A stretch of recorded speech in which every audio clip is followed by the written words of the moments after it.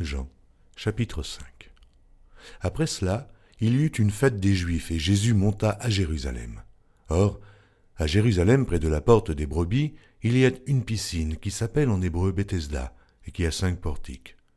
Sous ces portiques étaient couchés en grand nombre des malades, des aveugles, des boiteux, des paralytiques qui attendaient le mouvement de l'eau. Car un ange descendait de temps en temps dans la piscine et agitait l'eau.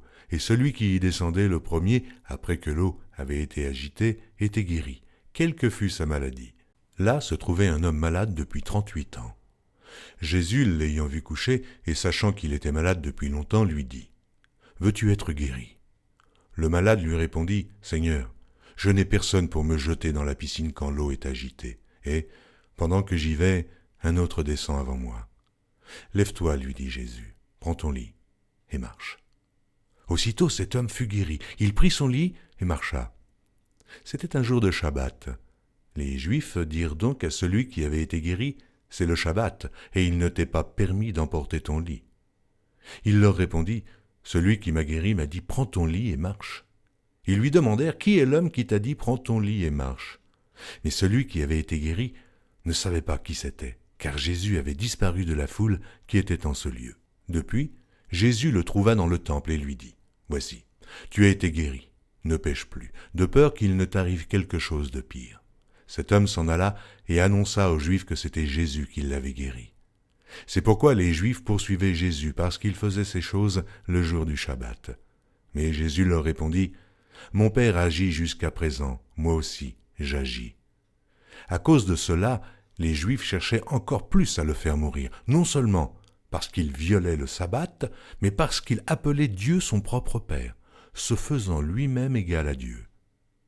Jésus reprit donc la parole et leur dit, « En vérité, je vous le dis, le Fils ne peut rien faire de lui-même, il ne fait que ce qu'il voit faire au Père. Et tout ce que le Père fait, le Fils aussi le fait pareillement. Car le Père aime le Fils et lui montre tout ce qu'il fait. Et il lui montrera des œuvres plus grandes que celles-ci, afin que vous soyez dans l'étonnement. Car, comme le Père ressuscite les morts et donne la vie, ainsi le Fils donne la vie à qui il veut. Le Père ne juge personne, mais il a remis tout jugement au Fils, afin que tous honorent le Fils comme ils honorent le Père. Celui qui n'honore pas le Fils n'honore pas le Père qui l'a envoyé.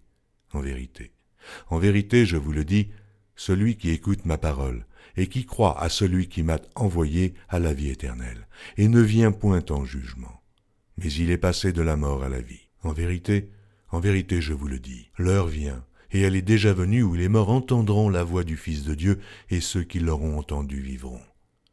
Car comme le Père a en lui-même la vie, il a donné au Fils d'avoir la vie en lui-même. Et il lui a donné le pouvoir de juger parce qu'il est le Fils de l'homme. Ne vous étonnez pas de cela, car l'heure vient où tous ceux qui sont dans les sépulcres entendront sa voix et en sortiront. Ceux qui auront fait le bien ressusciteront pour la vie, mais ceux qui auront fait le mal ressusciteront pour le jugement.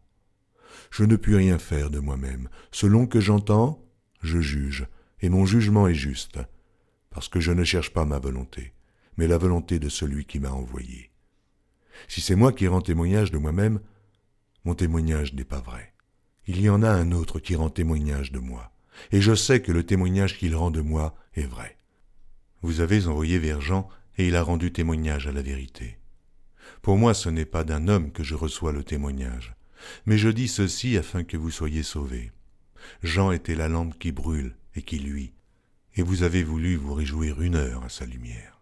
Moi, j'ai un témoignage plus grand que celui de Jean, car les œuvres que le Père m'a donné d'accomplir, ces œuvres mêmes que je fais, témoignent de moi, que c'est le Père qui m'a envoyé. Et le Père qui m'a envoyé a rendu lui-même témoignage de moi. Vous n'avez jamais entendu sa voix, et vous n'avez point vu sa face, et sa parole ne demeure point en vous, parce que vous ne croyez pas à celui qui l'a envoyé. Vous sondez les Écritures parce que vous pensez avoir en elles la vie éternelle. Ce sont elles qui rendent témoignage de moi. Et vous ne voulez pas venir à moi pour avoir la vie. Je ne tire pas ma gloire des hommes, mais je sais que vous n'avez point en vous l'amour de Dieu. Je suis venu au nom de mon Père, et vous ne me recevez pas. Si un autre vient en son propre nom, vous le recevez.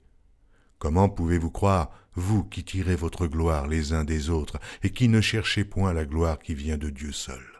Ne pensez pas que moi je vous accuserai devant le Père. Celui qui vous accuse, c'est Moïse, en qui vous avez mis votre espérance. Car si vous croyez Moïse, vous me croiriez aussi, parce qu'il a écrit de moi. Mais si vous ne croyez pas à ses écrits, comment croirez-vous à mes paroles ?